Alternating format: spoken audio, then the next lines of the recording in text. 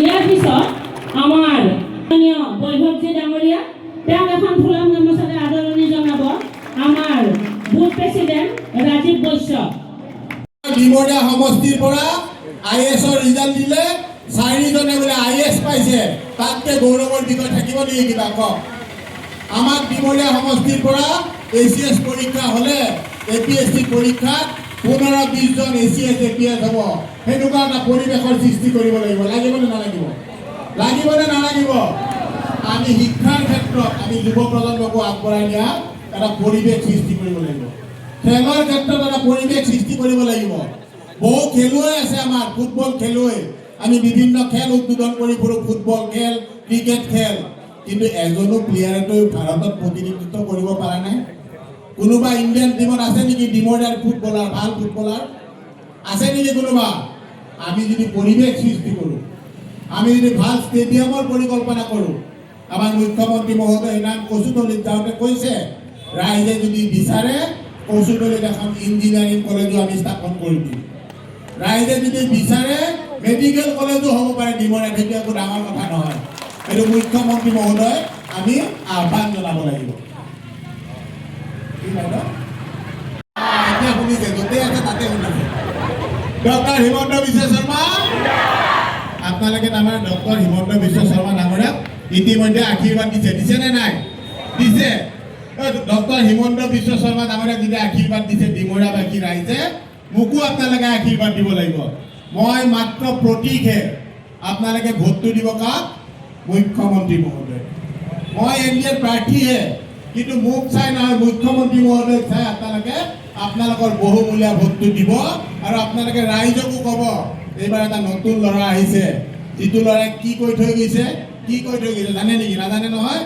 যিটো ল'ৰাই কৈ থৈ গৈছে, মই যদি আপোনালোকে আশীৰ্বাদ দিয়াৰ পিছত বিধায়ক হওঁ, আপোনালোক কোনেও মোক ছাৰ মাতিব নালাগে। মই এই কথাটো আপোনালোকক কৈ থৈ গ'লোঁ।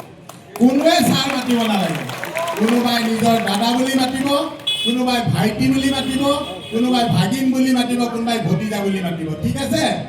কোনো ছাৰ মাতিব নালাগে। মই ছাৰ নহওঁ, মই আপোনালোকৰ মাজৰে এজন হ'ম। ছাৰ বুলি কোৱাৰ লগে লগে আমাৰ কৰ্মীসকলৰ মাজত ব্যৱধানটো অলপ বাঢ়ি যায়। মই সেই ব্যৱধানটো নাৰাখোঁ। ঠিক আছে? আৰু কথা কৈ থাকিলে কৈ থাকাই যাব। আপুনি কিবা ক'ব নেকি? হয় হয়।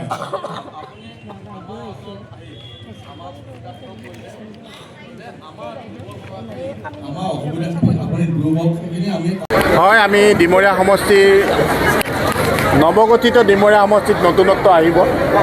এইবাৰ অসমৰ ৰাইজে ইতিমধ্যে সিদ্ধান্ত লৈছে যে পুনৰবাৰ NDA চৰকাৰ ডক্টৰ হিমন্ত বিশ্ব শৰ্মা ডাঙৰীয়াৰ যি উন্নয়নমুখী যিধৰণে আগবঢ়াই লৈ গৈছে, তেখেতে অসমখনক উন্নয়ন কৰিছে, তাৰ বাবে পুনৰবাৰ অসমৰ ৰাইজে আশীৰ্বাদ দিব ডক্টৰ হিমন্ত বিশ্ব শৰ্মা ডাঙৰীয়াক।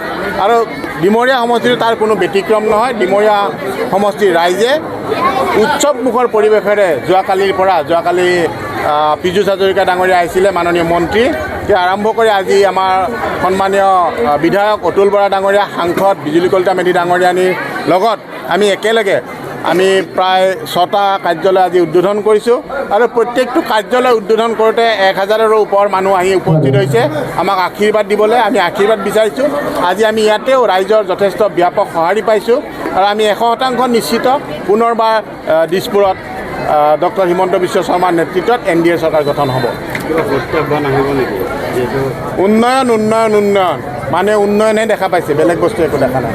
ৰাইজে কেৱল মাত্ৰ এইবাৰ উন্নয়ন দেখা পাইছে আৰু উন্নয়নতে ৰাইজে ভোট দিব। মই আজিয়ে হিচাপটো দিলে বেছি আগতীয়া হ'ব আৰু অহংকাৰ হ'ব। মই অহংকাৰো কৰিব বিচৰা নাই, আগতীয়াকৈ ক'বও বিচৰা নাই। কিন্তু এটা কথা নিশ্চিত, ডক্টৰ হিমন্ত বিশ্ব শৰ্মা ডাঙৰীয়াক এইবাৰ ডিমৰীয়াবাসী ৰাইজে ভোট দিব। মই মাজত মাথো প্ৰতীকে। ধন্যবাদ।